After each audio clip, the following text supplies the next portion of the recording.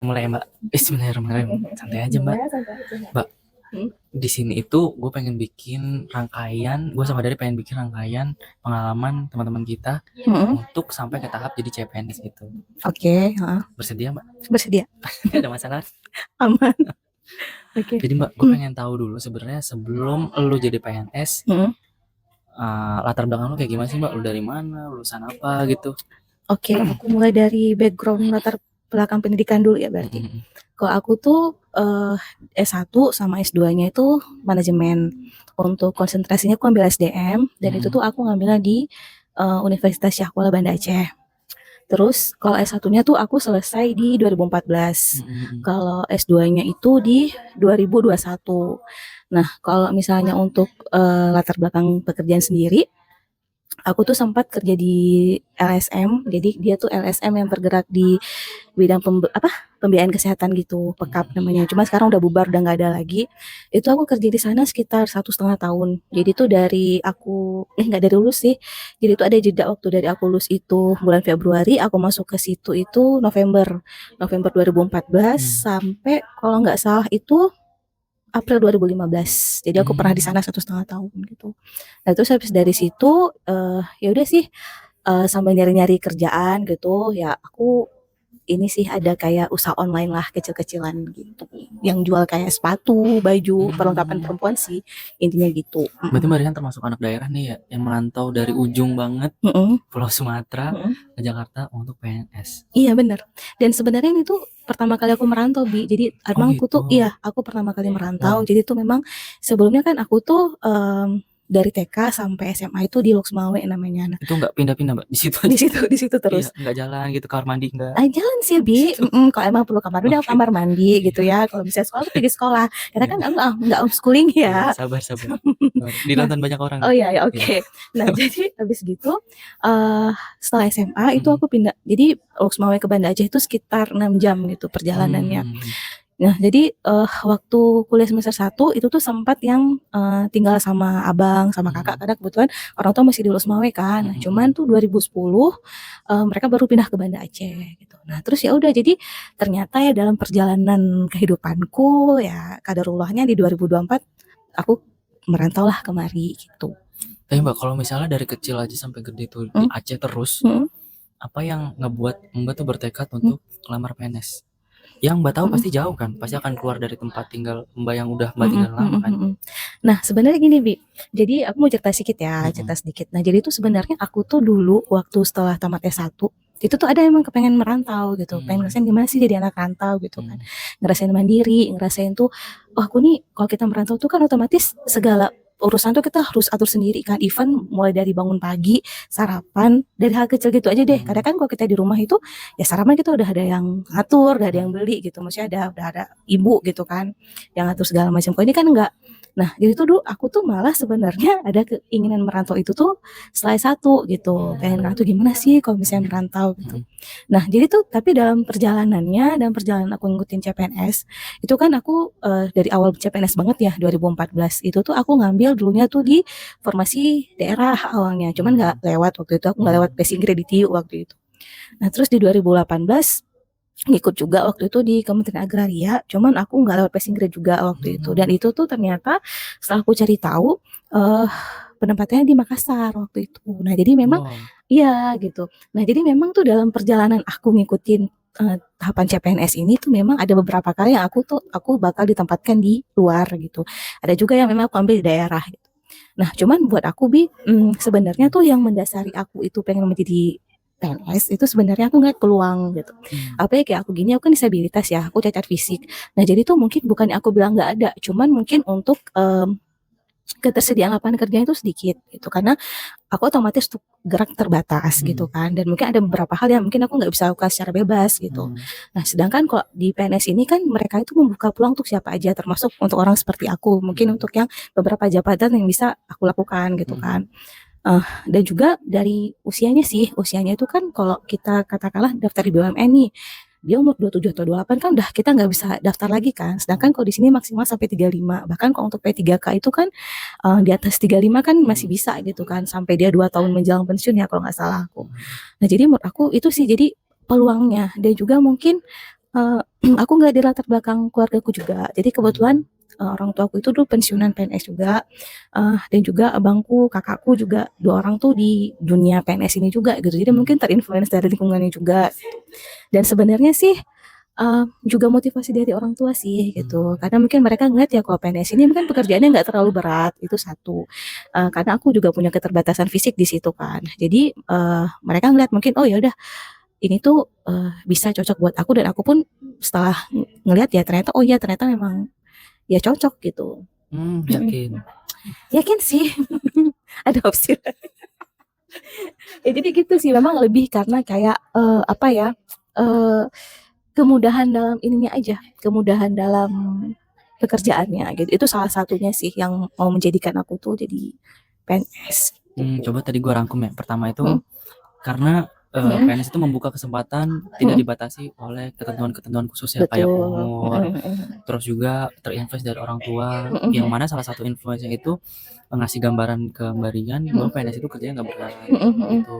Terus juga ada gagalnya juga kan. Iya benar. Gagal itu Mbak Rian coba lagi karena apa? Karena kesempatannya masih luas itu dan influence itu atau ada alasan lain, Mbak? Iya, karena gini loh maksud tuh kayak waktu aku ikut pertama kali kan 2014 tuh.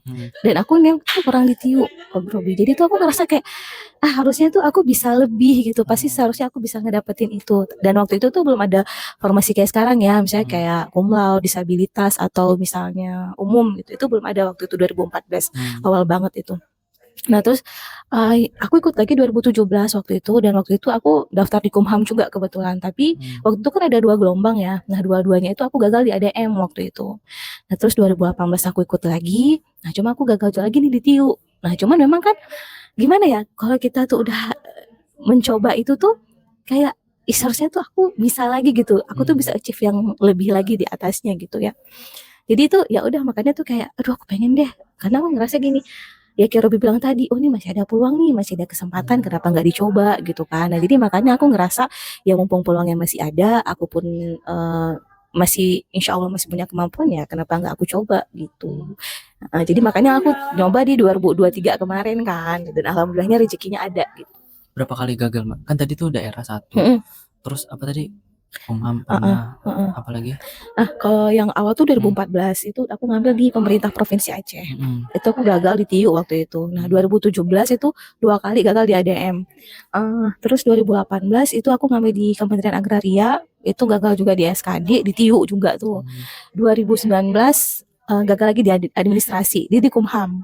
Gitu. Udah berapa tadi Mbak? Itu berarti coba ya 2014 tuh 17 2 kali 3 19 4 terus yang 2021 tuh aku ngambil di 2021 di Bawaslu waktu itu 5 di Bawaslu. Nah waktu itu di Bawaslu itu aku udah sampai tahap SKB.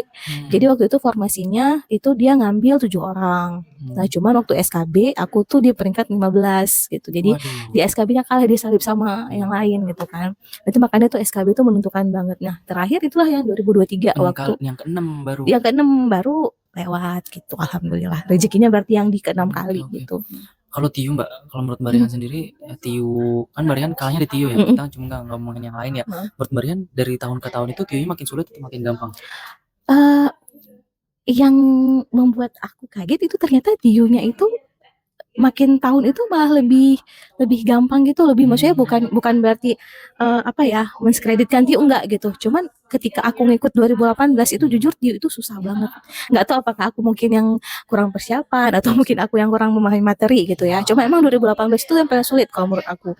2021 itu lumayan dan kemarin juga nggak terlalu sulit tingkat kesulitan TIU-nya gitu. Kalau aku malah ngerasa TWK-nya nih yang makin hari makin tahun itu makin tinggi ininya sih materinya gitu ya. Analisanya apalagi waktu gak tau si Robi apa ngalamin gitu saya cuman aku ngerasa tuh waktu yang di 2023 kemarin itu lebih sulit daripada TKP mah rasanya. Gue juga sih Mbak ngerasain 2017 tapi kalau gue 2017 ya 2017 susah banget tuh pertama kali gue ikutin. Yang kesini iya makin gampang tapi makin ngecoh aja ya ketika di TWK-nya kan itu juga perlu analisis tuh Mbak. Nah gue pengen tahu dong Mbak, kalau misalnya kan sekarang dibagi nih umum, cum laude sama disabilitas. Nah disabilitas itu cuma satu formasi doang yang kebuka.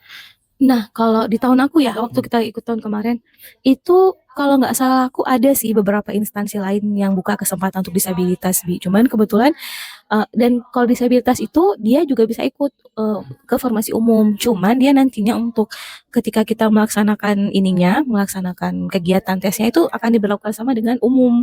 Jadi kan kalau kita disabilitas itu tuh passing grade-nya dia 286 dan TU-nya tuh 60. Jadi even TWK-nya cuma 45, dia asalkan TU-nya 60 tuh dia lewat gitu. Tetap passing grade gitu Passing ya. grade itu berarti lebih rendah dari yang umum ya, Mbak?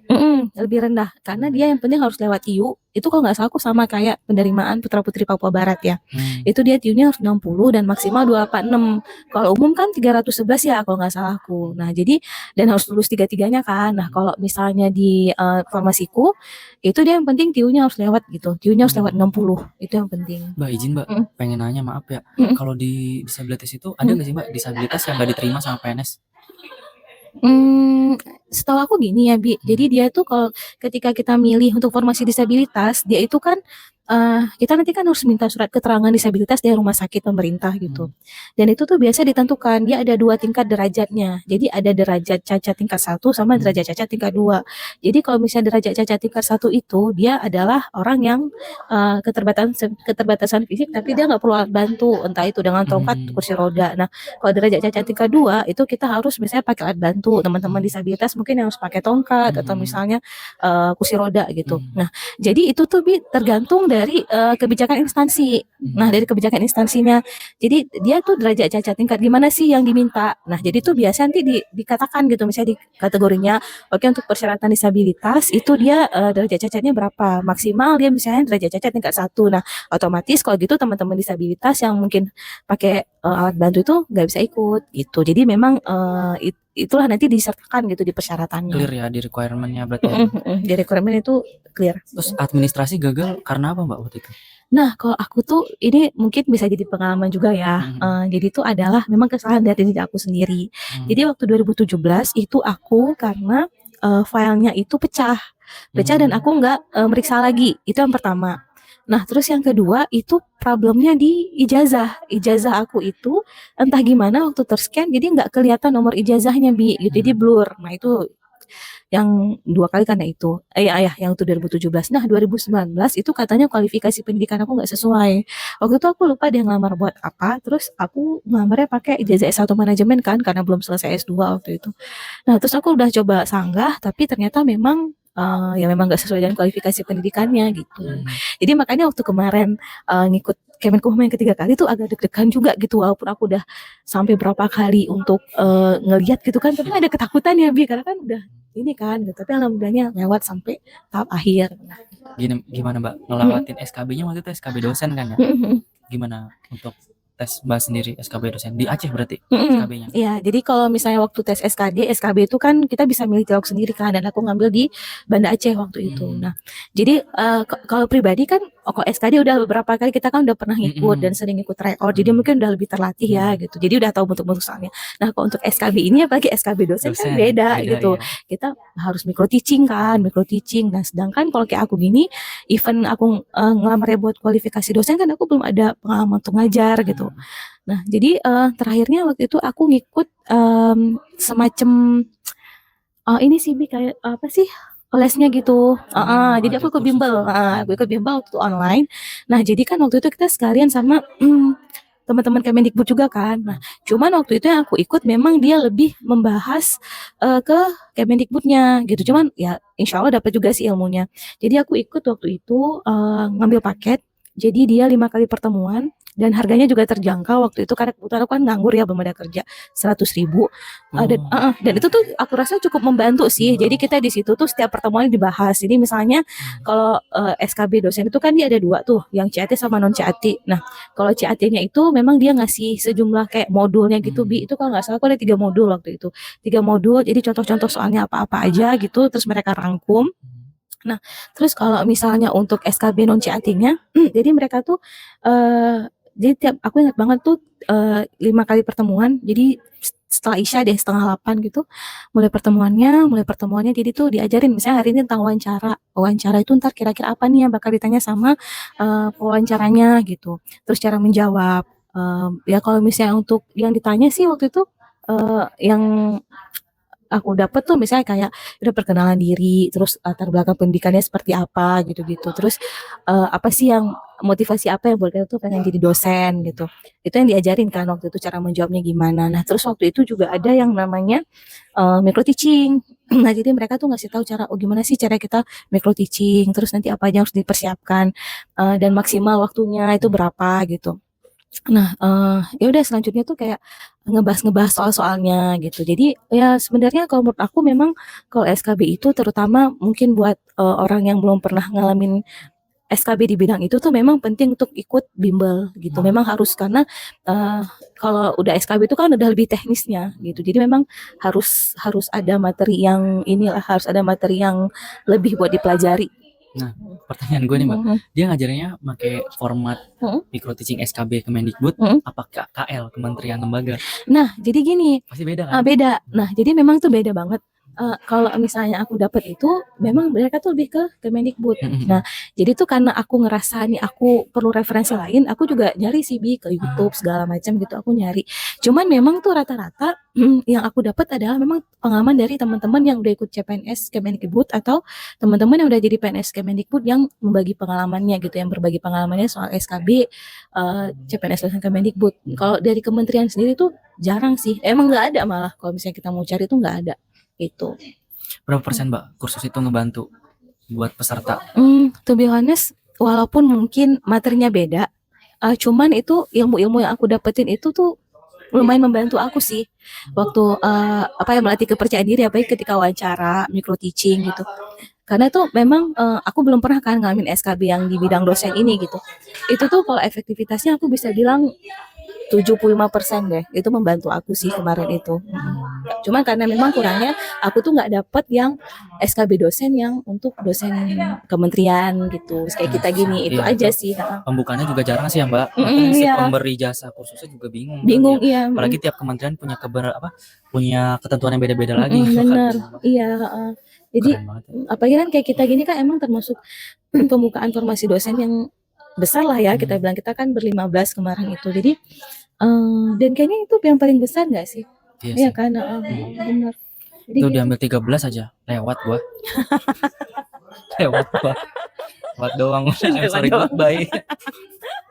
Oke Mbak, tadi gua udah tahu latar belakang lu, perjalanan lu, gimana pas udah masuk PNS perasaannya? Oh ya, sebelum itu ada kesulitan nggak setelah SKB dinyatakan lolos sampai akhir administrasi mengumpulkan ke Jakarta lagi itu ada kesulitan nggak? Alhamdulillahnya sih waktu itu dimudahkan aja sih Bi, dilancarkan aja jalannya gitu sama Allah. Ya waktu itu sempat ada kekhawatiran sih gitu, apalagi dari orang tua kan gitu kayak, aduh ini jauh gitu kan, apalagi aku dari ujung Sumatera. Kita kemarin merantau kan itu bukan suatu hal yang gampang gitu ya Bi, ketika kita memilih merantau dan meninggalkan daerah kita, terus kita masuk ke lingkungan baru, pasti kan semua itu kan berubah gitu. Jadi memang kalau di waktu di Acehnya sendiri sih untuk yang pasca habis diumumkan SKB, terus kita juga apa sih ngurus-ngurus segala macam tuh nggak ada masalah sama sekali sih aman gitu ya. Nah cuman tuh waktu aku mau kemari itu jujur tuh agak kebingungan waktu itu nyari tempat tinggal karena kan aku tuh ada saudara di sini, cuman kan nggak enak ya ngerepotin saudara gitu. Nah sampai terakhirnya dapat dapat apa sih kayak ya udah direkomendasiin waktu itu untuk sementara waktu itu tinggallah kita di apartemen Cinere dekat sini kan gitu karena sambil nyari tempat kosan yang baru gitu. Tapi jujur kalau misalnya proses move aku dari Aceh ke sini sih sebenarnya lancar-lancar aja sih, nggak ada masalah apa-apa gitu. Cuma palingnya di tiket aja yang lumayan gitu kan, tiketnya itu lumayan banget lah. Cuman kalau misalnya untuk proses segala macam sih aman gitu sampai kemari terus ya udah 2 minggu di sana, udah tahu lingkungannya baru nyari kos. Ya udah setelah itu sih berjalan dengan lancar aja, aman aja sih. Gimana Mbak setelah menjalani masa CPNS ini, aktualisasi sejauh ini? Apa yang dirasakan? Pengalaman baru sih jujur aku bilang. Karena aku tuh even latar belakang aku keluarga yang memang mungkin udah ada pengalaman di sini, tapi kan ketika kita ngejalanin sendiri kan udah beda ya Bi, dengan aturan-aturan yang otomatis udah berubah banyak gitu. Nah jadi memang pengalaman baru yang menyenangkan, memang mungkin gitu. Iya, mungkin awalnya tuh agak-agak kaget dengan birokrasi itu ternyata seperti ini gitu ya.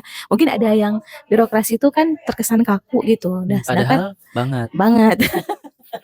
Iya. Cuman kan memang apa ya istilahnya itu ya memang semuanya itu kan step by step, perlu waktu untuk kita pelajari. Nggak mungkin kita serap semua itu dalam satu waktu yang bersamaan gitu ya. Sekarang sih learning by doing aja. Jadi semuanya yang harus dipelajari ya dipelajari aja gitu. Tapi jangan dibawa jadi suatu tekanan, jadi suatu beban Sangat gitu. tidak terlihat kok. Iya kan, selalu tertawa, senyum gitu. Cuman emang kan ada satu apa ya, kayak bukan satu quotes ya. Aku pernah bilang, orang bilang gini, masa CPNS itu memang menarik buat kita kenang, tapi jangan diulang gitu. Menarik untuk dikenang tapi bukan untuk diulang. Iya benar. Keras banget. Karena aku rasa gimana ya, mungkin untuk teman-teman yang pernah ngerasain zaman CPNS itu pasti bakal tahu lah gitu, bakal ngerasain gitu. Oke Mbak, ini masuk ke sesi terakhir Mbak. Menurut Mbak Rihan, pesan-pesan buat teman-teman kita nih yang mau daftar CPNS atau mungkin juga maaf dari formasi yang kayak Mbak disabilitas gitu, apa yang Mbak pengen sampaikan Mbak? Ada amalan-amalan khususnya kah? Biar lancar kayak Mbak Rihan nih. Kalau aku jujur aku nggak ada amalan khusus apa-apa ya. Aku tuh cuman waktu itu cuma minta sama Allah, cuman ya Allah kalau emang ini jalan yang terbaik buat aku tuh ditunjukkan gitu. Tapi mungkin waktu itu doa bunda aku sih mungkin yang menembus langit gitu ya. Jadi mungkin doa orang tua, doa ibu tuh mungkin salah satu yang jadi modal sih. Aku bisa dari awal sampai kemarinnya mulus gitu jalannya. Tapi yang aku mau kasih pesan buat teman-teman mungkin yang lagi berjuang gitu untuk mungkin meraih mimpinya menjadi PNS, itu satu tuh jangan pernah menyerah gitu loh. Maksud aku mungkin gagal sekali dua kali itu tuh wajar gitu. Cuman itu tuh jangan dijadikan satu patokan kita, oh ini aku gagal terus nih, berarti aku bakal gagal terus. Itu nggak boleh. Itu kita harus nerapin mindset di pikiran kita bahwa oke, ini mungkin aku gagal, mungkin jalan aku bukan di sini. Ya udah, mungkin harus mempersiapkan diri lagi aja gitu, persiapan diri, terus juga kesehatan itu juga harus diperhatikan banget gitu kan. Dan juga tuh kalau menurut aku sedekah sih gitu. Sedekah itu tuh tapi itu jangan diamalkan tuh semata-mata bukan karena PNS, jangan gitu. Cuman katanya kan kalau kita bersedekah itu insya Allah mungkin jalan kita lebih mudah kan, lebih berkah juga. Dan mungkin itu bisa dilakukan juga. Terus mungkin apa ya, lebih sama orang tua itu mungkin lebih punya hubungan lebih baik gitu, dijaga hubungannya sama orang tua, sama orang sekitar gitu. Karena kita nggak tahu doa mana yang mungkin bakal dikabulkan sama Allah, kita nggak tahu. Karena kan semakin kita banyak berbuat baik kepada orang, insya Allah kan orang itu akan mendoakan yang terbaik juga buat kita kan gitu, untuk untuk kemudahan urusan kita gitu. Jadi menurut aku gitu. Jadi buat teman-teman mungkin yang lagi usaha nih, pokoknya yang penting usaha, doa itu wajib. Tapi apapun hasilnya sekali lagi kita harus serahin kepada Tuhan, serahin kepada Allah. Cuman kalaupun gagal itu jangan dijadikan satu hal bahwa oh aku tuh gagal terus aku tuh nggak bisa berhasil, itu jangan gitu. Jadi mindset itu harus tetap positif gitu. Kayak aku contohnya, aku 6 kali kan baru lulus. Jadi ketika kita udah bisa ngedapetin itu, nggak akan jadi sombong gitu, malah kayak lega aja gitu. Satu lagi Mbak, terakhir, lebih gampangan pakai ijazah S1 apa S2? Gini ya, itu tergantung dari informasinya sih.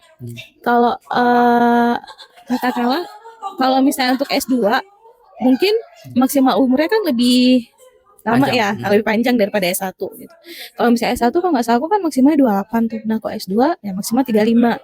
Cuman ya menurut aku itu kembali kita dari peluangnya aja sih. S1 28 ya Mbak? Kalau nggak salah 28 nggak sih? 28 ya kalau nggak salah. Tapi nggak tahu juga, aku lupa. Cuman memang tapi nggak tahu deh, P35 juga ya. Cuma tuh memang ya balik lagi ya kita harus pintar baca peluangnya aja sih menurut aku gitu. Jadi kalaupun misalnya katakanlah S2 itu peluang lebih banyak, tapi ternyata dari pesaingnya lebih banyak juga, ya kita nggak bisa bilang oh S2 tuh lebih gampang peluangnya, nggak bisa bilang gitu juga. Karena kayak kita di Arobi kan juga ngalamin kan gitu, maksudnya kita 1000-an lebih gitu waktu itu yang daftar untuk formasi 14-15 orang itu gitu. Tapi ada juga misalnya S1 di kementerian lain yang bahkan tuh cuma 10 orang yang daftar gitu. Jadi memang iya kan, jadi memang balik lagi yaitu tergantung rezeki orang dan pintar-pintar kita aja ngeliat peluang di mana gitu. Ya, thank you banget Mbak. Mudah-mudahan pengalaman Mbak Rihan bisa menginspirasi teman-teman yang lagi nonton. Amin, walaupun nggak seberapa. Nambahin semangatnya ya. Iya benar. 5 kali gagal aja, akhirnya yang ke-6 kali nyoba lagi dan iya benar. Terus juga ujangan-ujangannya itu bener banget sih Mbak. Birrul walidain, berbakti pada orang tua, gue juga setuju gitu. Jadi mudah-mudahan apa yang Mbak sampaikan bisa bermanfaat buat siapapun yang nonton ini yang lagi berjuang PNS. Oke. Terima kasih banyak. Semoga sukses selalu Mbak. Sama-sama Robi, sukses juga. Semangat. Keras.